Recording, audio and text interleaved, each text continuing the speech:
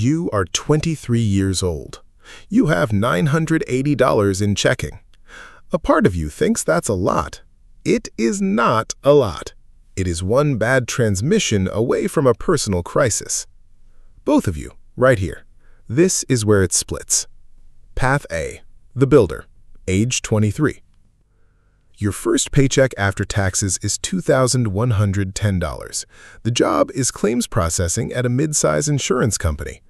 Nobody dreams of this job. That's fine. Dreams don't have a 401k match. Your manager is a woman named Dale. She's been there 14 years and owns exactly one blazer in 3 colors. She teaches you the system in a single afternoon and never repeats herself. You take notes anyway. You open a Roth IRA on a Tuesday, on your lunch break, standing in the break room next to a microwave that smells permanently like popcorn. You fund it with $150. It is not a satisfying amount of money. Nothing about $150 says financial future. You set up a $150 monthly auto transfer anyway, timed for the day after payday, so you never actually see the number long enough to talk yourself out of it. You build a spreadsheet, 3 tabs. You do not decorate it. It is not a vibe board. It is math. You share an apartment with 2 roommates. Rent is $650.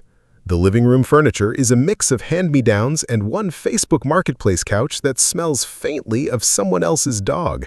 You don't ask questions. By the end of year 1, $1,800 in the Roth, $2,100 in a high-yield savings account at 4.7% APY, 0 debt. You didn't do anything heroic. You automated a decision once and then got out of your own way. Path B, the spender, age 23. Same paycheck, $2,110. Same city, same kind of job. You finance a car. Not because you needed one, the bus route was fine, but because your coworker pulled up in a car with a sunroof and you went home that night and configured one online at 11 p.m., which is when 90% of bad financial decisions in America get made. 72-month loan, $410 a month. Insurance is $178. You tell yourself the insurance is the crazy part. You get a 1-bedroom, $1,050. You do not need a guest room. You do not have guests. You have a room where your Peloton will eventually go to become a coat rack. You sign up for 4 streaming services in 1 month because each one had a show you had to see. You have watched none of the shows. You are, however, current on all your subscriptions, which somehow feels like a form of responsibility. You open a savings account. You put in $100.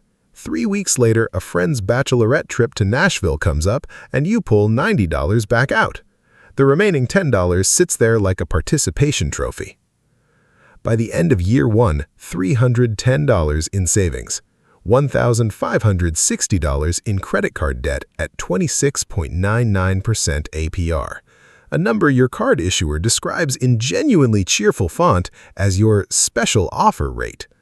You pay the minimum. The minimum is $42. It feels responsible. It is not responsible.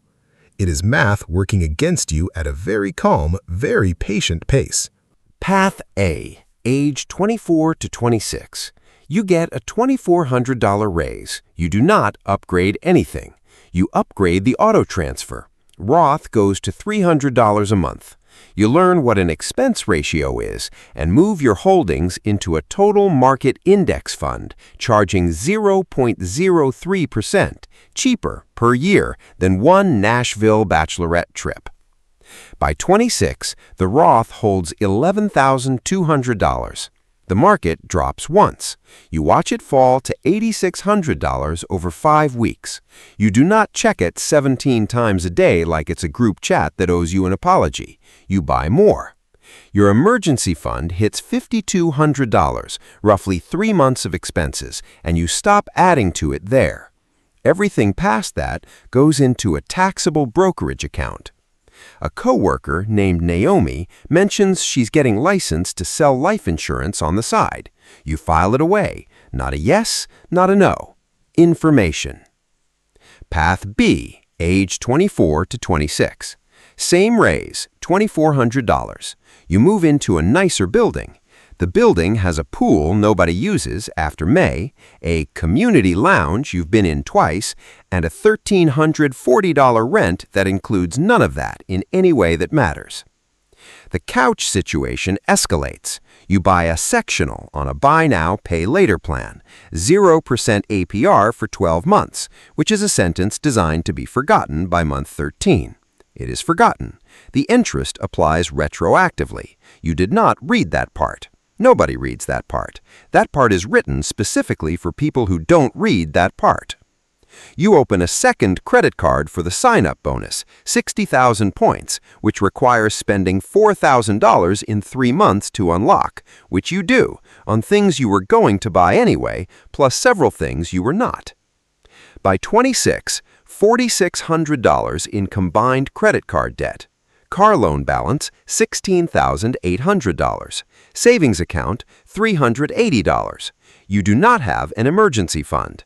You have a Notes app entry titled Start Emergency Fund, dated 14 months ago. The gap at 26. Path A, $11,200 invested, $5,200 in savings, 0 consumer debt. Net worth, roughly $16,400. Path B, $4,600 in credit card debt, $16,800 in car debt, $380 in savings. Net worth roughly negative $21,020. Same paycheck, same city. The distance between them is $37,420. And, if you're keeping score, one sectional couch. Path A, age 27 to 30. You max the employer 401k match, 5% matched dollar for dollar. You are not leaving free money on the table for the same reason you don't leave a $20 bill on a restaurant floor. It's just sitting there. At 28, you find a duplex 3 hours outside the city. List price, $138,000. A contractor named Hollis walks it with you and quotes $9,200 in cosmetic repairs, said in the tone of a man who has seen much worse. You spend 7 months preparing, paying down a small student loan, cleaning up your credit file, saving the down payment. You do not touch the investment accounts. Discipline, in this context, mostly means not doing the interesting thing. At 29, you close. Down payment, $24,800. Mortgage, $610 a month. 2 units rent for $875 and $860. After taxes, insurance, and a 10% maintenance reserve, you net $690 a month. It is not passive. You answer a call about a garbage disposal at 9 p.m. once, but the math holds. By 30, total invested across Roth, 401k, and brokerage, $61,300. Real estate equity, $28,000. Net worth, approximately $105,000. Path B, age 27 to 30. You consolidate the credit card debt into a personal loan at 13.4%, a moment that feels like relief and functions like a snooze button. You do not close the cards.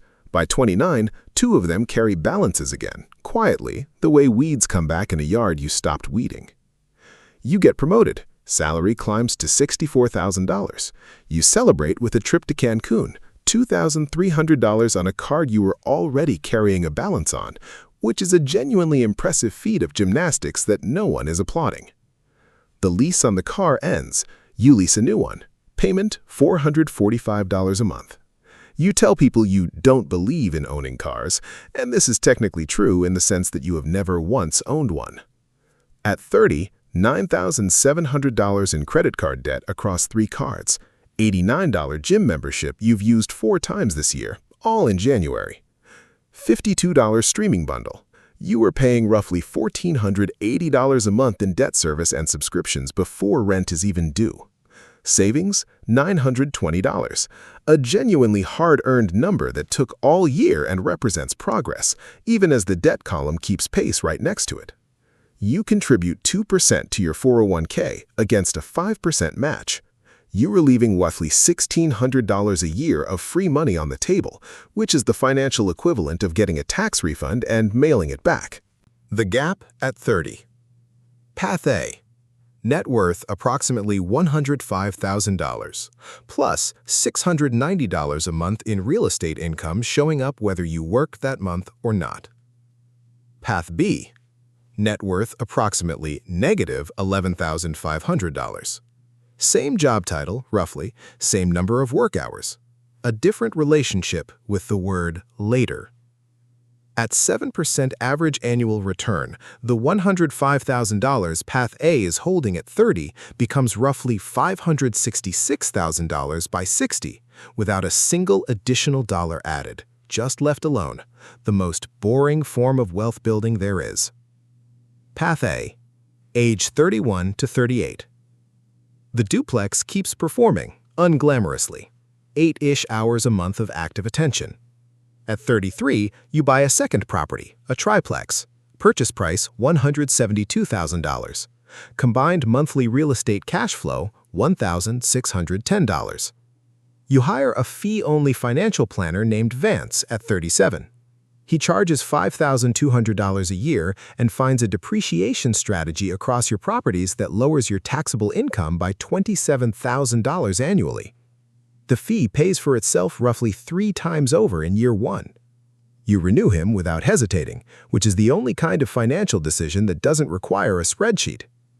At 38, investment accounts $312,000, real estate equity $146,000, combined net worth approximately $458,000. You still drive a 2018 Corolla with 98,000 miles on it. It runs.